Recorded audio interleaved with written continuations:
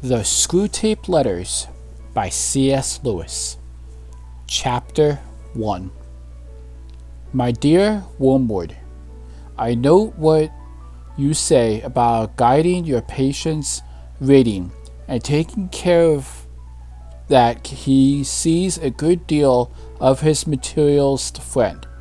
But are you not being a trifle naive?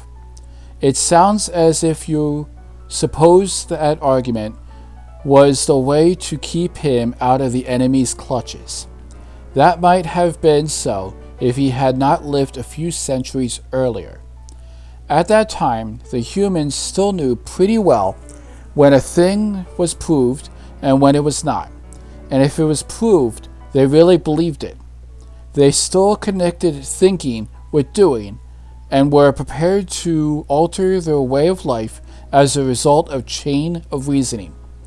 But with the weekly press and other such weapons, we have largely altered that.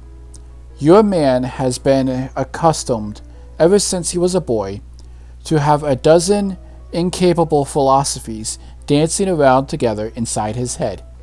He doesn't think the doctrines as primary true or false, but as academic or practical, outworn or contemporary, conventional or ruthless. Jargon, not argument, is your best ally in keeping him from the church. Don't waste time trying to make him think that materialism is true. Make him think it is strong, or stark, or courageous. That is it, the philosophy of the future. That's the sort of thing he cares about. The trouble with argument is that it moves the whole struggle on the enemy's own ground. He can argue too, whereas in reality, practical propaganda of the kind I am suggesting. He has been shown for centuries to be greatly the inferior of our Father below. But the very act of arguing, you awake the patient's reason, and once it is awake, who can foresee the result? Even if a particular train of thought can be twisted so as to end in our favor, you will find that you have been strengthening in your patient the final habit of attending the universal issues and withdrawing his attention from the stream of immediate sense experiences. Your business is to fix attention on the stream. Teach him to call it real life, and don't let him ask what he means by real. Remember, he is not like you, a pure spirit. Never having been a human, oh, that abominable advantage of the enemies. You don't realize how enslaved they are to the pressure of the ordinary. I once had a patient, a sound atheist, who used to read in the British Museum. One day, as he sat there reading, I saw a train of thought in him, his mind beginning to go the wrong way. The enemy, of course, was at his elbow in a moment. Before I knew where I was, I saw my 20 years' work beginning to totter. If I had lost my head and began to attempt a defense by argument, I should have been undone. But I was not such a fool.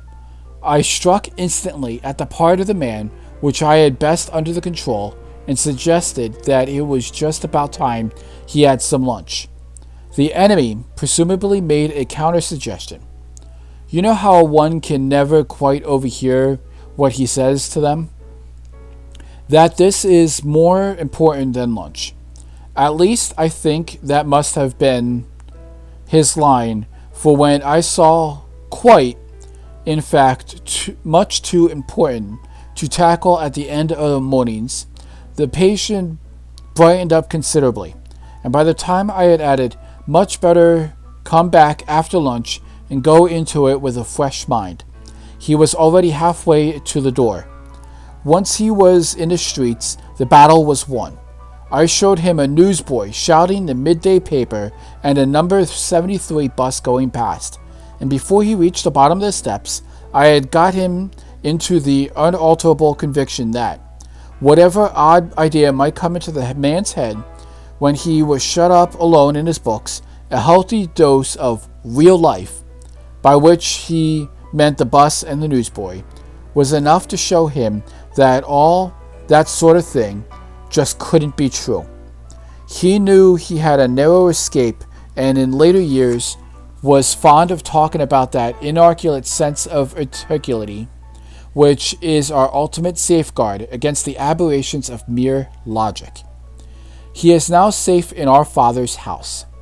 You begin to see the point? Thanks to processes which we set at work in them centuries ago, we find it all but impossible to believe in the unfamiliar, while the familiar before their eyes. Keep pressing home on him the ordinariness of all things. Above all, do not attempt to use science, I mean the real sciences, as a defense against Christianity. They will positively encourage him to think about realities he can't touch or see. There have been sad cases among the modern physicists. If I must dabble in science, I keep him on economics and sociology. Don't let him get away with that invaluable real life. But the best of all is to let him read no science, but to give him a grand general idea that he knows it all, and that everything he happens to have picked up in casual talk and reading is the results of modern investigation. Do remember, you are there to befuddle him. From the way some of you young friends talk, anyone would suppose it is our jobs to teach. Your affectionate uncle, Screwtape. Chapter 2. My dear Wormwood, I note with grave displeasure that your patient has become a Christian. Do not indulge the hope that you will escape the usual penalties. Indeed, in your better moments, I trust you will hardly even wish to do so. In the meantime, we must make the best of the situation. There is no need to despair. Hundreds of these adult converts have been reclaimed after a brief sojourn in the enemy's camp and are now with us. All the habits of the patient, both mental and bodily, are still in our favor. One of our great allies is present in the church itself. Do not misunderstand me. I do not mean the church as we see her spread out through all of time and space and rooted in eternity, terrible as an enemy with banners. That, I confess, is a spectacle which makes our boldest tempters uneasy. But fortunately, it is quite invisible to these humans. All your patient sees is the half-finished sham Gothic erection on a new building estate.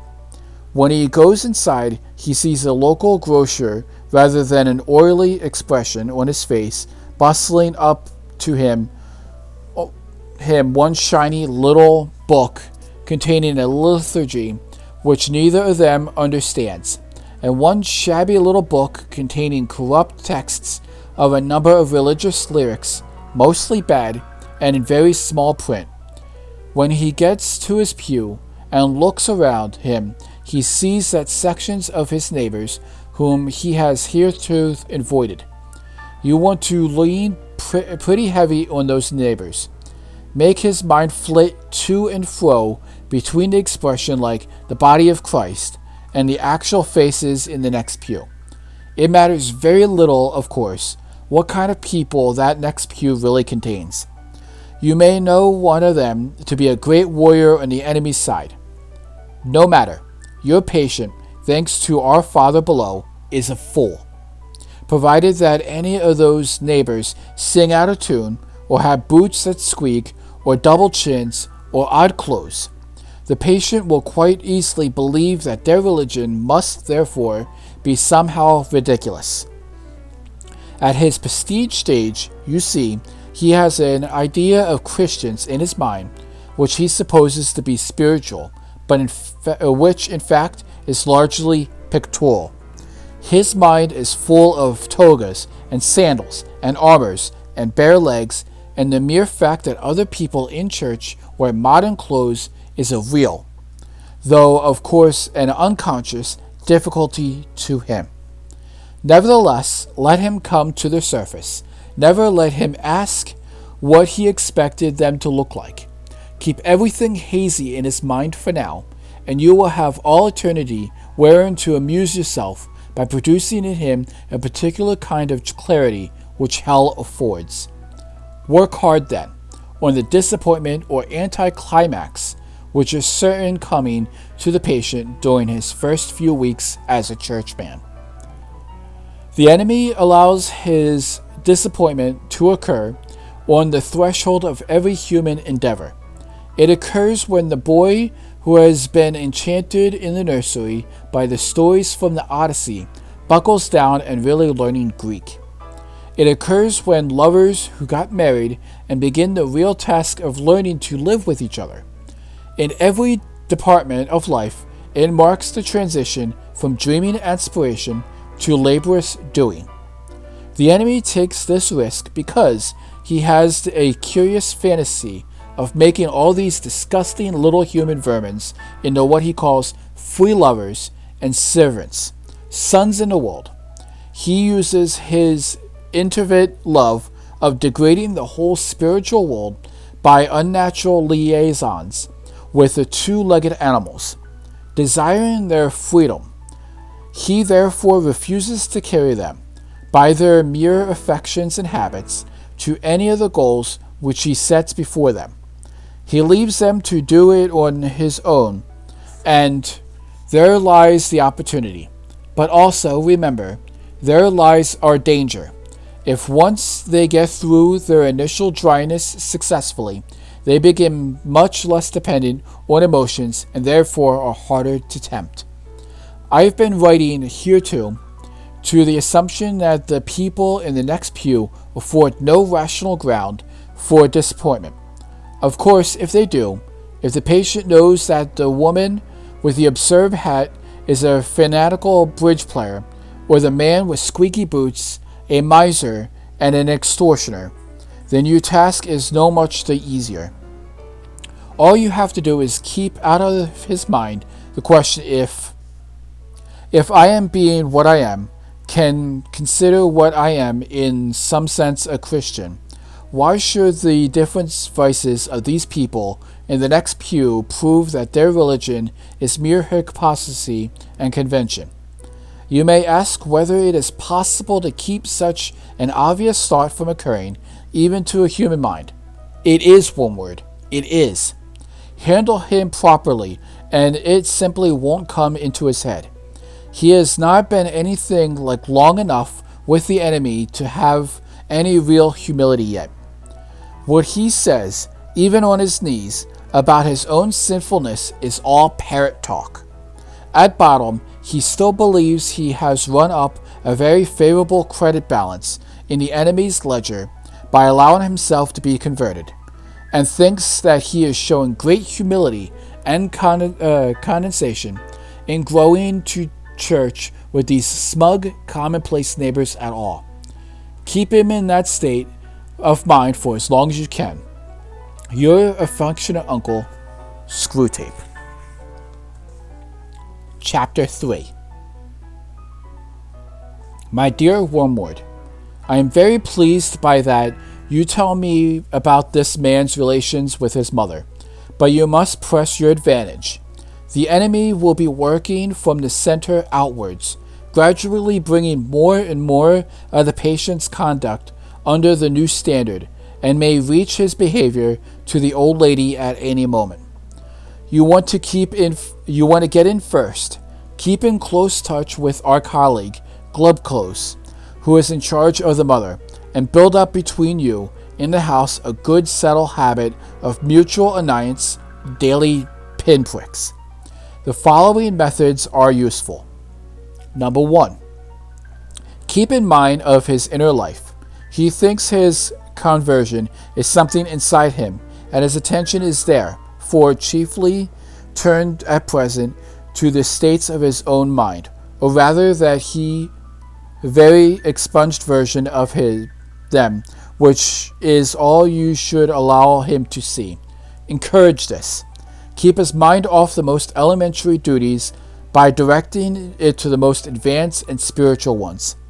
aggravate that most useful human characteristic, the honor and neglect of the obvious. You must bring him to the condition in which he can practice self-examination for an hour without discovering any of those facts about himself, which are perfectly clear to anyone who has ever lived in the same house with him or worked in the same office. Number 2. It is, no doubt, impossible to prevent his praying for his mother, but we have means of rendering the prayers innocuous. Make sure that they are always very spiritual, that he is always concerned with the state of her soul and never with her rheumatism. 2 advantages will follow. In the first place, his attention will be kept on that what he regards as her sins, by which, with a little guidance from you, he can be introduced to means by any of her actions which are inconvenient or irritating to himself. Thus you can keep rubbing the wounds of the day a little sore even while he is on his knees. The operation is not at all difficult, and you will find it very entertaining. In the second place, since his ideas about her soul will be very crude and often erroneous, he will, and in some degree, be praying for an imaginary person, and it will be your task to make that imaginary person daily less and less like the real mother, the sharp-tongued old lady at the breakfast table. In time, you may have the cleavage so wide that no thought or feeling from his prayers for the imagined mother will ever flow over to his treatment of the real one. I have had patients of their own so well in hand that they could be turned in a moment's notice from impassioned prayer for a wife or son's soul to beating or insulting the real wife and son without a qualm.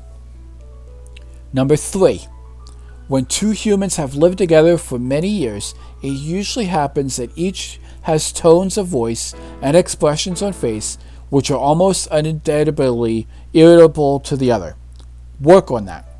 Bring fully into the consciousness of your patient that particular lift of his mother's eyebrows when he learned to dislike in the nursery, and let him think how much he dislikes it. Let him assume that she knows how annoying it is and does it to annoy. If you know your job, he will not notice the immense improbability of that assumption. And of course, never let him suspect that he has tones and looks which similarly annoy her, as he cannot see or hear them himself. These are easily managed. Number 4. In civilized life, domestic hatred usually expressed itself by saying things which would appear quite harmless on paper. The words are not offensive, but in such a voice, or at such a moment, that they are not far short of a blow to the face. To keep this game up, you and Glubtos must see it to it that each of these fools has a sort of double standard. Your patient must demand that all his own utterances are to be taken at face value and judged simply on the actual words, while at the same time judging all of his mother's utterances with the fullest and most oversensitive interpretation of the tone and the context and the suspected intention. She must be encouraged to do the same to him. Hence, from every quarrel, they can both go away convinced, or very nearly convinced, that they are quite innocent. You know the kind of thing. I simply ask her what time dinner will be, and she flies into a temper. Once this habit is well established, you will have the delightful situation of a human saying things with the express purpose of offending, yet having a grievance when offense is taken. Finally, tell me something about the old lady's religious position. Is she at all jealous of the new factor in her son's life? At all piqued that he should have learned from others, and so late, what she considers she gave him such a good opportunity of learning in the childhood? Does she feel he is making a great deal of fuss about it, or that he's getting in on very easy terms. Remember, the elder brother in the enemy's story. Your affectionate uncle, Screwtape. If you enjoyed listening to this narration of the Screwtape Letters, please don't forget to subscribe and like this video. That way you can be notified for the next time the next narration will come out very shortly. Plan on reading through the whole book, and I look forward to seeing you there. God bless.